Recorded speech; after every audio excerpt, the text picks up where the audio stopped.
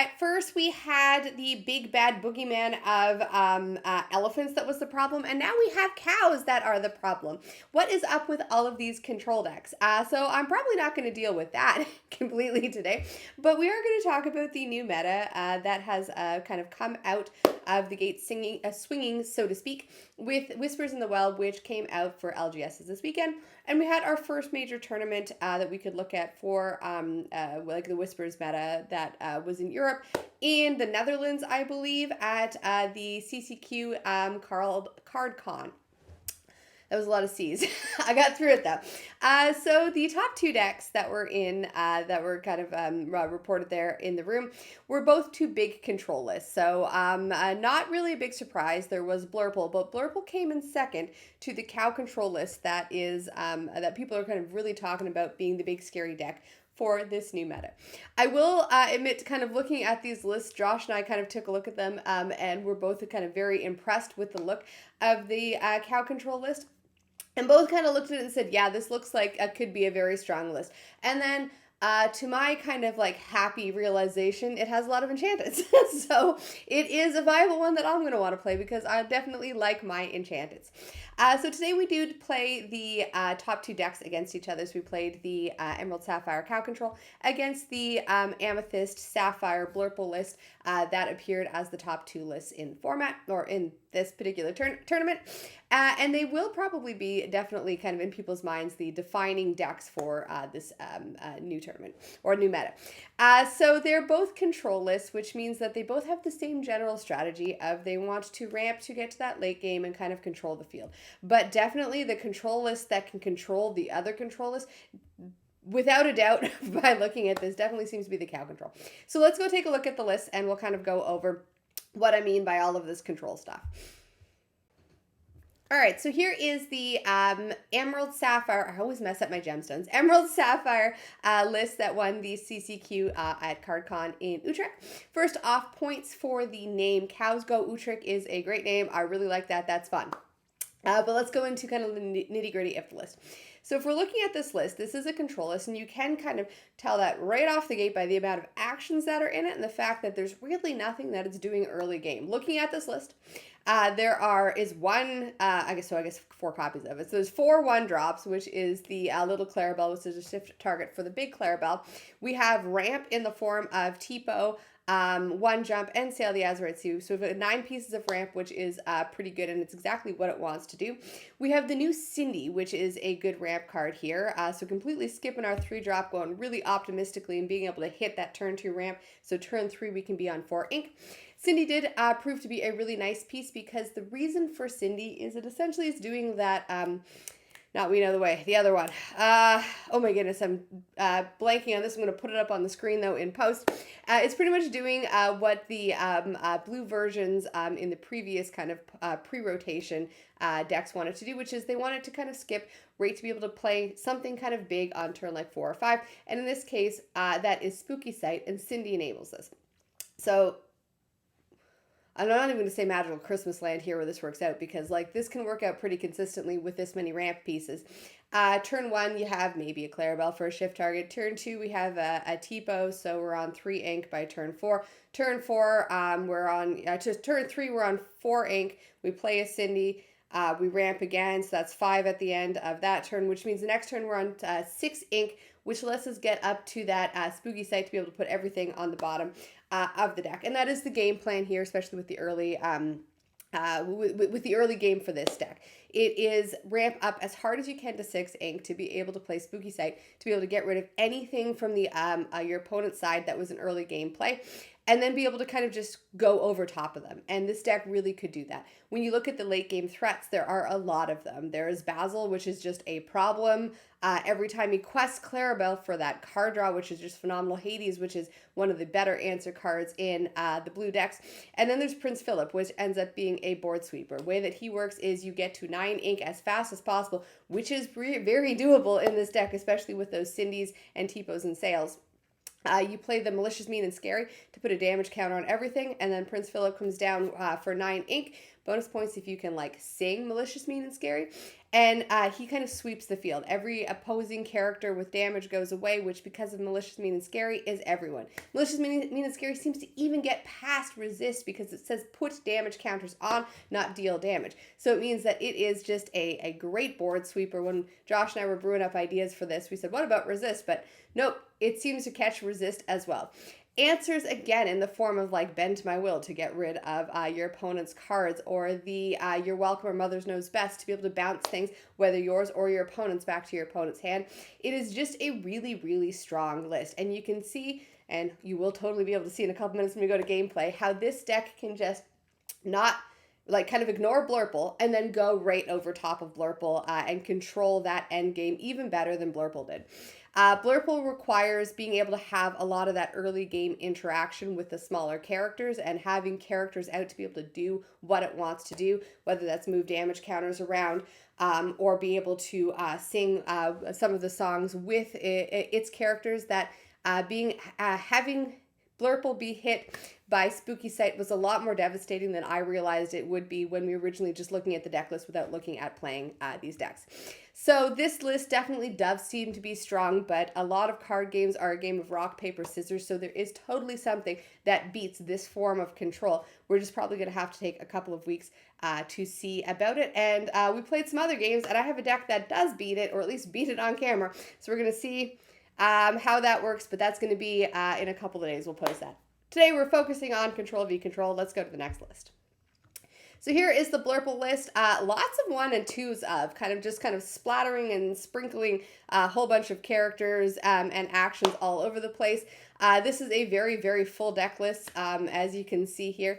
It's got a lot of options, whether it is the new Hades, which I played wrong. Again, you'll see that in a couple minutes. Or a lot of kind of like the one copies of cards like Everybody's Got a Weakness, or the Ursulas, to be able to kind of like do some very cool and neat interactions. However, those cool and neat interactions definitely do rely on being able to have stuff on the table, and the Emerald Sapphire deck just did not let that be the case. So this is I'm not going to say standard Blurple list from this point in time because there's only 4 Dumbos, which made my heart sad when I put this together, because I do like the elephant. And I made a total mistake here when putting the list together, because I put a regular Hades in it and I had the iconic, and I should have sleeved that up to be put in the list there. Let me put that closer because I think I cropped myself a little bit more here. Anyways, otherwise this is a good looking Blurple list. As far as like its regular pieces go. So it has bells, it has Madame Mim elephants, it has genies and Elsas and Big Elsa and Hades, which is all very standard Blurple stuff by this point in time, along with the Into the Unknown and your standard ramp package like the T-bows and the sails and whatnot.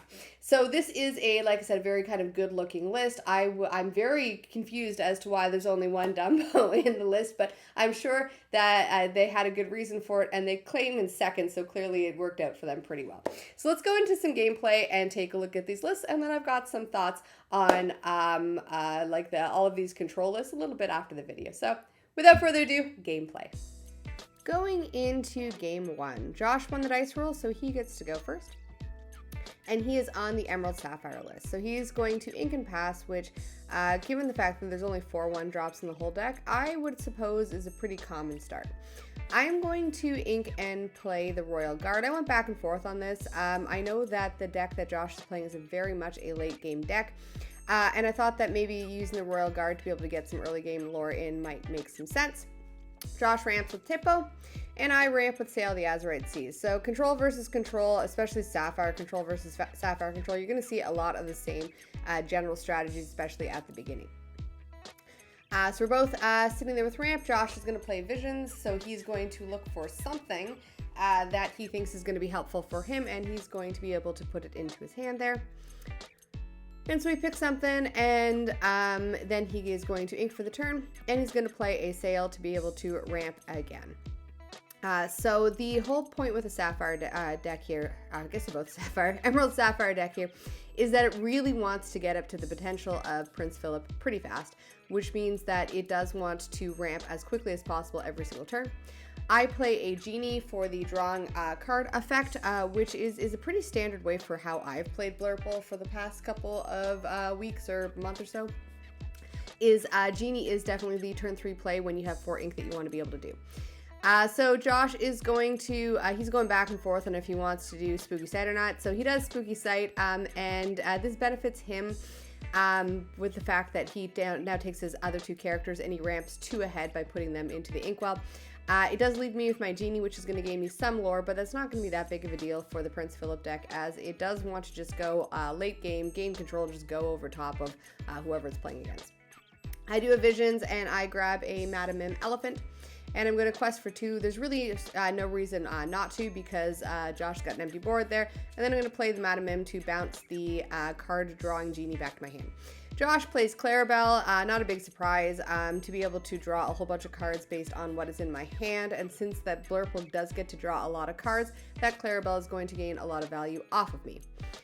Clarabelle is something that really needs to be dealt with, and it's a little bit hard to deal with for the Blurple list just because all of the characters don't have the punching power to really be able to take something out nicely. So I'm going to play an Elsa to exert it, and then I'm going to play a Hypnotic Strength so that my Elsa hits for a little bit more.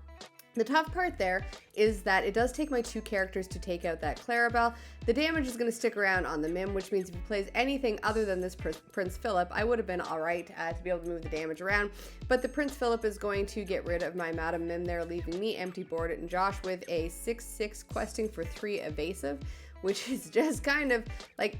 Prince Phillip is very difficult to deal with, especially when I'm looking at a hand of kind of smaller characters, especially even though my characters have evasive, they're on the smaller side, and it's going to take a lot of characters to deal with him. So I play 2 Genies, draw 2 cards, hoping for some answers in my hand to be able to deal with him. Josh is going to ramp some more with Sail. It's probably more the card draw that he was interested in than the ramp, but he is definitely going to ramp. A lot of the Emerald Sapphire deck is a pretty expensive deck as far as ink goes, and being able to play multiple things in a turn is nice. Josh plays the Clarabelle, second Clarabelle, which is going to let him draw cards again based on what I've got in my hand, which is always kind of value against Blurple. I am going to cry a little bit inside as I try to figure out what I want to do here. Prince Phillip and a Clarabelle, when like a 5/6 and a 6/6, when you're looking at just having two 4s on the board is very kind of devastating here. I Hypnotic Strength the Elsa I just played to be able to make her punch for a little bit more. The conversation Josh and I are having right here is, do I quest or do I challenge down some of the stuff? Having to use and lose 2 characters just to be able to get rid of something is a tough call on my part there. And I do go back and forth here on it. I don't want to just lose my 2 Genies for no reason. I don't want to lose my Elsa and a Genie for no reason. It is a very difficult position that Josh has put me in. And I think I looked at Josh here and kind of laughed and said, I assume the game's pretty near over, but let's see what we can do.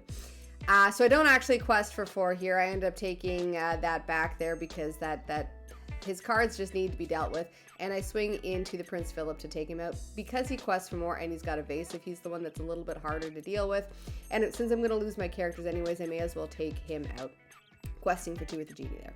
Josh plays a Tippo, and then he's going to play a Basil. So that Basil's pretty problematic. Not only does it bounce something back to the owner's hand, but it also discards a card from your opponent's hand at random whenever he quests.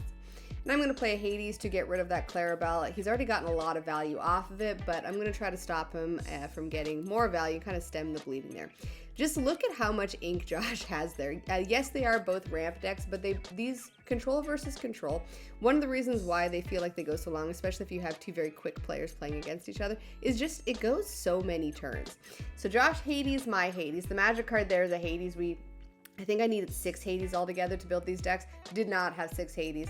And then he's going to play a Basil to bounce that Hades back to his hand so he has an answer for later. And those 2 Basils are going to get me empty-handed pretty quick. He's already got his Clarabelles, use out of his Clarabelles, and they're gone at this point in time.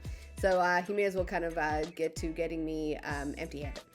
I play Madam Mim, bouncing what's bouncing the very little things that I have on the board there, and he's going to use that Hades that he bounced back to his hand to be able to get rid of my Mim, giving me more ink. But at this point in time, the board control for Josh is more important than giving me the extra ink, especially when he's going to quest for 2 and get rid of 2 things in my hand. I think I was sitting there with a bunch of stuff that would have been great if I had characters out, but Blurple really needs characters. So we call the game there. Josh gets the first game, and we're going to go on to game 2. All right, so going on to game 2 here, I get to be on the play. It doesn't necessarily feel like it makes a huge difference against 2 late game decks, but at least I get to set up a little bit first. So I ink and pass, and Josh is going to play Clarabelle, which gives him a shift target for later. And then we're going to head back to me. So I don't really feel the need to play early turn characters. Josh's deck doesn't do a huge amount early game, and so I'm just going to ramp and pass there with Sail. Josh is going to play a Tippo and ramp as well, and he's going to quest for 1. I have nothing on the board to be able to challenge that Clarabelle, so he may as well. It's kind of a free lore at that point in time. And I pay 2 for a Sail the Azurite Sea, getting me to ramp ahead 1 extra for the turn. And then I'm going to play a Visions. I play the Visions there before I ink for the turn, trying to figure out what I want there. I think I just kind of want ink. I can't really see my hand great. I know I have an Elsa. So I want to be getting up as quickly as possible to be able to dealing with his threats. And that leaves me with 1 extra ink to play a 1-drop. I choose the Royal Guard because since if I can draw more cards, I can pump him up enough to be able to deal with some of his mid-ish game stuff. He plays the Cinderella everybody's talking about, which is his turn 3, so 4 ink, turn 3 ramp. Since she's a princess, she counts herself, so he gets to ramp off of that. I quest with the Royal Guard. I believe I'm gonna... Nope, I don't quest with the Royal Guard. No, I do quest with the Royal Guard. I do end up... I go back and forth here. Control versus control takes a lot of brain power. Josh's little dinosaur goes and beats up my dinosaur there. It's caught on camera there. And I end up bouncing the Royal Guard with the Madame Mim Elephant to be able to ink it because it's not super useful. Yes, it can punch for a lot if I am drawing a lot of cards, but it's not super useful late game. Josh shifts to Clarabelle and uses her to sing You're Welcome to put my Madame Mim back into my deck. The real problem here, and I've said this about so many games, is if a control deck can leave any deck with an empty board, it is really difficult to do anything about. And so Josh being able to, as you can see, continuously get rid of my characters is tough. This is where I misplay the Hades. I was so excited. I'm like, I'm going to make your Clarabelle go to the bottom of your deck, and I point to Clarabelle, and Josh just laughs and goes, go ahead, have as many cards as you want. So, whoops. Should not have played the Hades, but is what it is. Wish I could take it back, but that's kind of my best lessons learned is when I look at it and say, oh yeah, whoops. So I've got a Hades and a Tippo out, and Josh has a Clarabelle to be able to just draw so many cards, a Tippo and a Cinderella.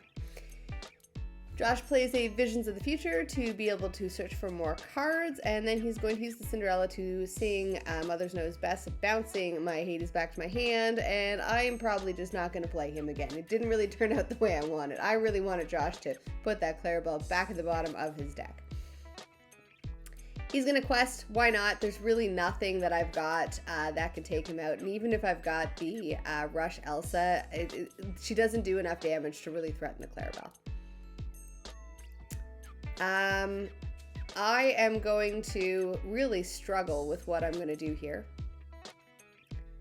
But I do end up deciding to play Big Elsa. So Elsa's going to tap down and keep those 2 characters tapped down. So or I guess exerted, the large Clarabelle and the Cinderella. I'm hoping to be able to take care of them next turn. Josh has got a whole bunch of ink. There's really not much he should be able to play pretty much everything in his hand there. We're at the point where he can play multiple big things a turn, which is always pretty rough.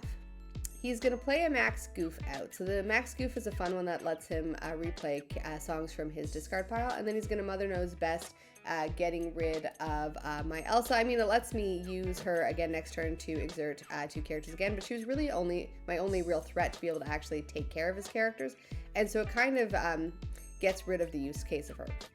I use a Hades to get rid of the Clarabelle, but if you look at how much his hand is reset, it doesn't really matter at this point in time because he does have a lot of options in his hand.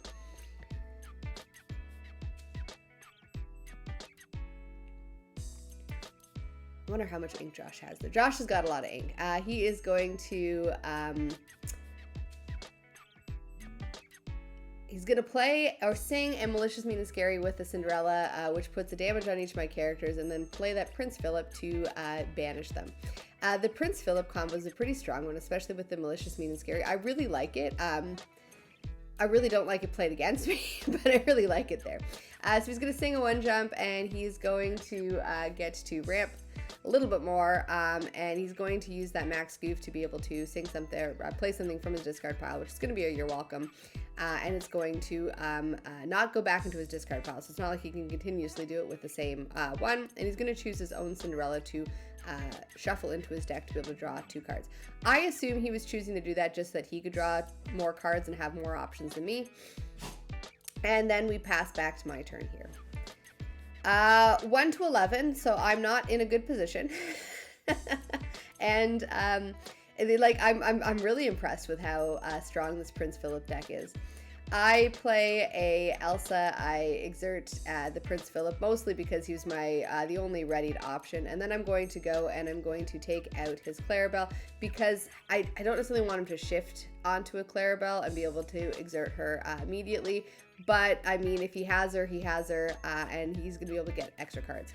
I'm going to bounce the Elsa back with the Madame Mim Elephant so that I can reuse her again. But again, I'm not looking at enough power on the board to really be able to take out his problems. And his problem in this case is the Prince Phillip and now the Clarabelle, because the Clarabelle is not only does she quest for 2 and draw him cards, but she is big enough that she is very difficult for me to take out, especially in one swoop.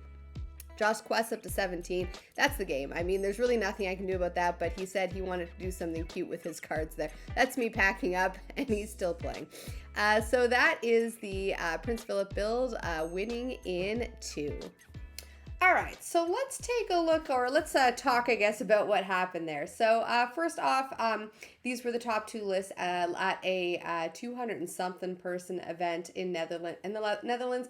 Big event, new set. So this is only the first week for it, which means that people haven't had a chance to see what the big deck is in the room and how to kind of like brew decks to specifically be able to combat it, to be able to have that rock, paper, scissors, really feel like in even rock, paper, scissors. Control decks are always strong and powerful decks. And the reason why they're so strong and powerful is because they control the field. They control it really well. They have, when they have their perfect mix of things, which is card draw, answers, ramp, they seem unbeatable or unstoppable. And it's not that they're unstoppable. It's just that with the current card selection we have, they are the strongest deck. The control decks are great. If you like control, congrats. You're in kind of your best time here for Lorcana. If you don't like control decks, don't worry. Give it a couple weeks. Somebody will have something that will beat these decks. It just takes some time to kind of get some things brewing. But let's focus on the decks now for now. First off, it is really nice to see somebody dethrone the elephant, so to speak. The Dumbo control list was so strong and so powerful that it is really nice to be able to see that a couple cards in a new set can make some older cards from a previous set shine so much that they just kind of like take over and can defeat the elephant deck. So now, how was the elephant deck defeated? Well, first off, Dumbo requires a bunch of cards in play to be able to do what it wants to do. It doesn't necessarily need that first turn player like the couple first turn aggro plays, but it does need characters. And this Prince Phillip build is able to get rid of those characters and get rid of them really effectively with kind of the new Malicious, Mean, and Scary card, but also Spooky Sight. And you're able to get up to Spooky Sight real early. This is a fantastic ramp deck, and it just kind of shines with what it can do and how quickly it can ramp up to that end game. I mean, looking at a 9-drop Prince Phillip and say, oh yeah, we'll be able to get there no problem before the game's over is crazy, but it can totally do that because it does have really good ramp. So is it unbeatable? No. it's not. It just seems like the big scary deck right now. Typically, the TCGs are like a rock, paper, scissors as far as their archetypes go. Rock beats, I'm going to mess this up now. Rock beats scissors, scissors beats paper, paper beats rock. You have the same type of a thing in TCGs. Control will beat mid-range, mid-range will beat aggro, aggro will beat control, and you'll be able to have those cycles. Now, does that mean it's a guarantee? Absolutely not. You can have good draws, bad draws, good decks, good players, any mix of those things that can really throw off kind of the exactness of rock, paper, scissors. But there is something that will beat these control decks out there. It's just potentially still in the mix if people can kind of get their hands on cards and know what the boogeyman is to be able to figure out how to beat it. Or perhaps next set, we're going to get a whole bunch of really good aggro cards. Maybe we can quest the first turn we come out. Doubt it. But maybe we can. And maybe those aggro decks will be able to shine against the control list then. The Prince Phillip list was really fun, and it's got a lot of really cool cards and a lot of cards that from the beginning look like really neat cards, and as soon as they get the build around me cards like that Malicious, Mean, and Scary, you can see how older cards can really take off and really feel like they're shining, which again is awesome. Absolutely love to see it.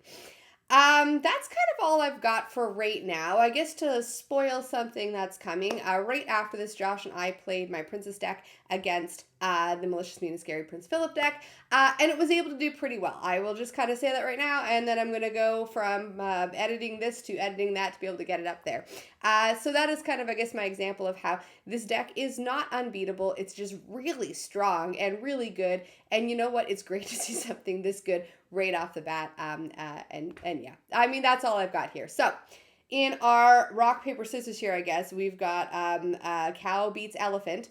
We'll see what beats cow later.